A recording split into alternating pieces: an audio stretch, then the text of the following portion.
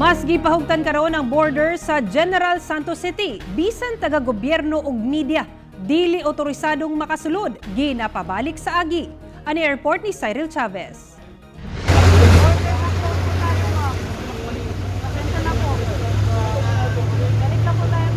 Ingon ani na kastrikto ang border sa General Santos City. Subay kini sa gipagulang Executive Order number 42 sa LGU nga mga delivery of goods ug essential services lamang ang makasulod sa syudad.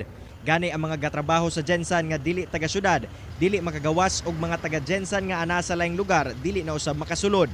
Bisan tanang taga-gobyerno og media dili otorisadong makasulod sa Gensan, ginapabalik na sila sa agi. Ayaw na lang na, wala na Wala'y dagan explanation, wala na sa balaod na to. kay pinaka-violators na mo dari hasti. Ako na yung nagsulti. Kining fish car nga mukuha untog isda sa Gensan, nagpaabot na lang sa border aron ipasa ang mga produkto gikan sa Gensan Fish Port. So 13 ng umaga pa kami dito.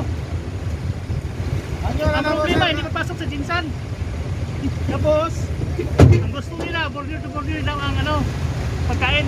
Ang mga delivery truck kinahanglang dunay QR code ug kung wala, kinahanglang mo rehistro on site hinungdan nga mitaas ang traffic sa lugar. Wala na kami magawa kung pag hindi taga Jinsan hindi pinapasok, wala kami magawa eh. Babalik na lang.